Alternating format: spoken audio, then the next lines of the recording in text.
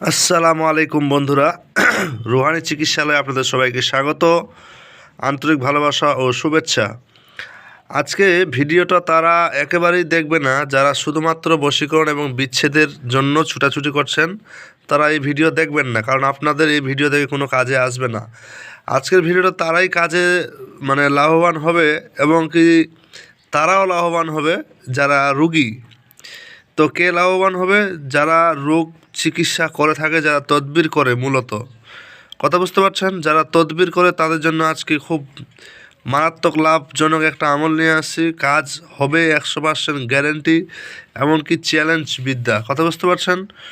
মূলত আজকের আমলটা করতে গেলে আপনাকে যারা মুতাব্বির তারা করতে পারবে, এমনকি যারা রুগী নিজে তারা করতে পারবে। তা আশা করি যারা আমার হেডলাইন দেখেছে তারা অবশ্যই এই ভিডিওটা দেখে টাইটেল দেখে বুঝে গেছেন যে আসলে আজকে কি পেতে চলেছেন।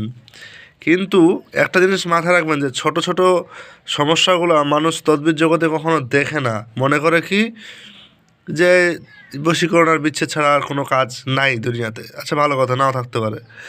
তো তাদের জন্য এটা, যারা এই লাইনে চিকিৎসা জগতে কাজ করতে। চলুন আজকের বিষয়টা মূল আলোচনায় চলে আসি। সরাসরি কথা না বাড়িয়ে ভিডিও সম্পূর্ণ যারা দেখে তারা লাভবান, আর যারা কেটে কেটে দেখে তারা মনে করি যে আমি ক্ষতিগ্রস্ত। তো বরাবরের মতো এবারে বলি, যারা চ্যানেলটাতে নতুন তারা অবশ্যই সাবস্ক্রাইব করবেন। যারা সাবস্ক্রাইব করে রেখেছেন তাদেরকে জানাই অসংখ্য ধন্যবাদ। আজকের আলোচনাটা মূল জায়গায় চলে আসি, রাতকানা রোগ। আসলে রাতকানা রোগটা কী এবং রাতকানা রোগ হওয়ার পিছনে কারণ কিছু কিছু থাকতে পারে। আমি আপনাদের নকশাটা একটু বড় হওয়ার কারণে আপনাদেরকে আমি পার্ট করে দেখাবো। আপনারা একটু স্ক্রিনশট করে করে আপনারা কাজ করবেন। মূলত রাতকানা রোগ সম্পর্কে এখানে যা কিছু বলা হয়েছে আপনারা প্রাকৃতিকভাবে পড়তে পারেন। এই যে দেখেন, আমি দেখাচ্ছি। রাতকানা রোগ ভালো করিবার তাবিজ বা তদবির। এখানে যে কিতাবের নিয়ম আছে, এই কিতাবের নিয়মে কাজ করলে কিন্তু আপনারা কাজ করতে পারবেন না। আমি আপনাদেরকে নিয়ম বলে দেবো, কিন্তু এখানে যেরকম লেখা আছে সেরকমটাকে পড়ে শোনাই। এরূপ একদল লোক আছে যাহাদের চোখে দোষ থাকার দরুন রাত্রিবেলা অদ্য চোখে দেখে না। বুঝতে পারছেন? রাতকানা রাত হলে আর দেখে না, অথচ দিনে তারা পুরোপুরি দেখে। ইহাদিকে রাতকানা বলে। কথা বোঝা গেল? মুরব্বীদের মুখে শুনিয়াছি, এটা কিন্তু লেখক নিজে বলছে যে মুরব্বীদের মুখে শুনিয়াছি কাঁচা চাউল খাওয়ার অভ্যাস করিলে এই রোগ দেখা দেয়। এখানে এর পিছনে সায়েন্সও কিছু থাকতে পারে, অবশ্যই আপনার জিনিসটা বুঝতে পারছেন।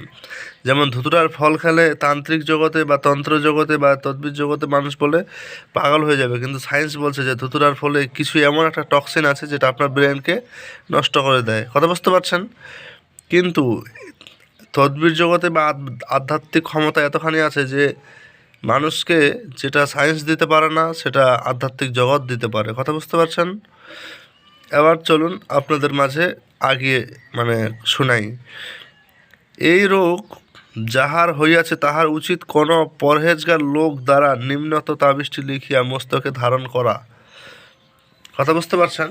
এটা কিন্তু কেতাবের নিয়ম হলো। এবার আমি আপনাদের মাঝে মূল নিয়মটা একটু দেখাই, দাঁড়ান, বলে দেই।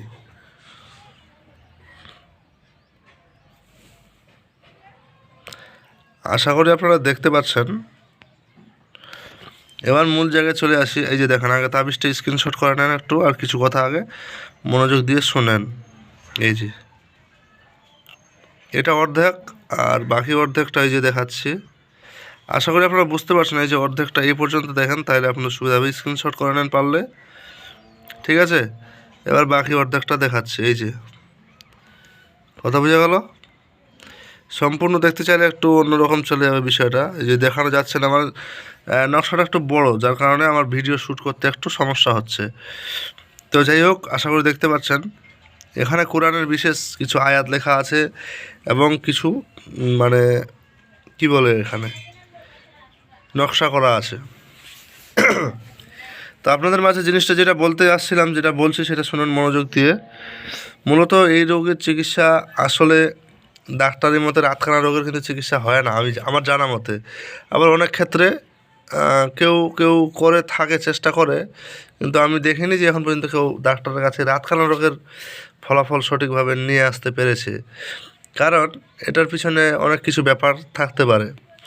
তবে আল্লাহর রহমতে এই তদবিরের বদলতে আপনারা আজ থেকে যারা রাতকানা রোগে ভুগছেন বা যাদের আশেপাশের রুগী এরকম আসে যারা তদবির লাইনে কাজ করে, তারা আজকে এই আমলটা করবেন, করলে নিখুঁত রেজাল্ট পাবেন, আমি গ্যারান্টি দিয়ে বলছি। কথা বুঝতে পারছেন? তো শুনুন, মূলত এই নকশাটা আপনাদের যারা রুগী নিজে তারা কিন্তু কোনো পরেজগার লোক দিয়ে লিখিয়ে নিতে পারেন। এটা কিন্তু সম্পূর্ণ একটা মানে মানে মানে খাস একটা কাজ কর্ম যেটা আপনারা করতে পারবেন। মূলত আমি যদি আপনাদের মাঝে গোপন যে বিষয়ে একটা নিয়ম আছে সেটা যদি না বলি, অবশ্যই আপনারা কিন্তু কাজ করতে কিন্তু বিফলে পড়বেন। কেউ আমার কাছে আসলে কিন্তু আমি এই কাজটা নিজে হাতেই করে দেই বা করে দেব, এটাই স্বাভাবিক। কিন্তু আমার নির্দিষ্ট যে হাদিয়া আছে তো আমার কাজের ব্যতিক্রমে আমাকে তো নিতেই হবে, বোঝা গেছে? কিন্তু আপনাদের উদ্দেশ্যে দিচ্ছি, আপনারা নিজেরাই যাতে করতে পারেন। এর জন্য কেউ যদি করতে না পারে সেটা তার একান্তই ব্যক্তিগত ব্যাপার। কথা বুঝতে পারলেন? তো আপনাদের জাফরান কালি ব্যবহার করতে হবে। এখন কেউ বলতে পারে জাফরান কালি কি? ভাই, আপনারা জাফরান কিনতে পাবেন শুকনো, আর মানে গোলাপ জল দিয়ে ওটাকে কালি তৈরি করে নিতে হবে ভিজিয়ে হালকা করে।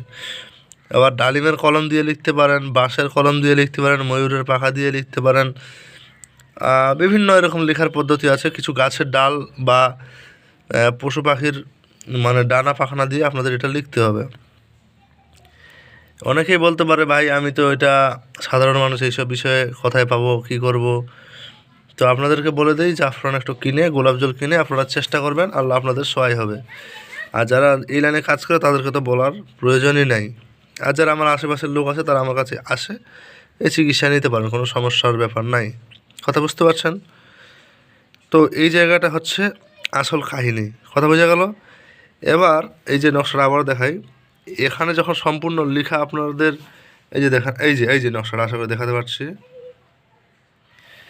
এটা যখন আপনাদের লেখা কমপ্লিট হয়ে গেল, লেখার আগে ও পরে 11 বার করে দরুদ শরীফ পড়তে হবে।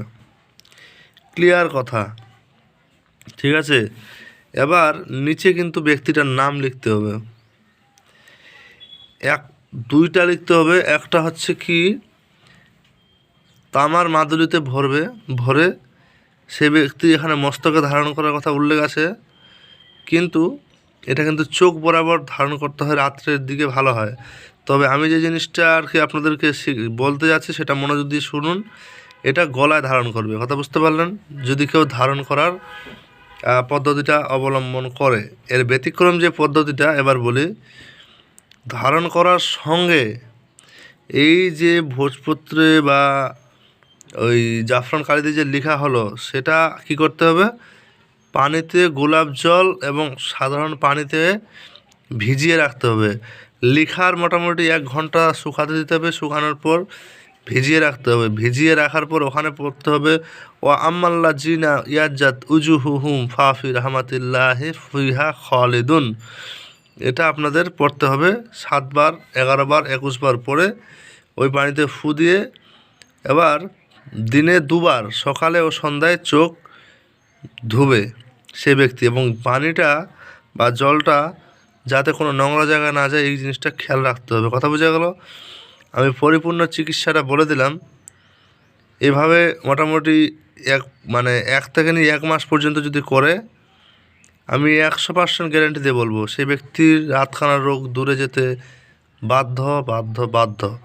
আমি মূলত নিজে এই কাজ করি। আপনাদের এই বিষয়ে বিকল্প কোনো কিছু আমি বলতে পারবো না, কারণ এটাই হচ্ছে এর বাস্তবতা। তো যদি কেউ আমার কাছে এসে ব্যক্তিগতভাবে কাজ করাতে চায় তার ব্যক্তিগত ব্যাপার, কেউ নিজে করতে চাইলে নিজের ব্যাপার, আর যারা এই লাইনে কাজ করে তাদের জন্য এটা বিশেষ মনে করেন যে উপহার। কথা বোঝা গেল? তো ভালো থাকবেন সবাই। আল্লাহ হাফেজ। আমি কথা বেশি বাড়াবো না, শুধু এতটুকুই বলবো, যদি ভিডিওটা সম্পূর্ণ দেখে থাকেন তাহলে জানাই অসংখ্য ধন্যবাদ। আর যদি না দেখে থাকেন তাহলে প্রথম থেকে একবার দেখে নেবেন, এতটুকু আমি আপনাদের কাছে রিকোয়েস্ট করব। কথা বোঝা গেল? তো আল্লাহ হাফিজ, দেখা হচ্ছে আগামী ভিডিওতে।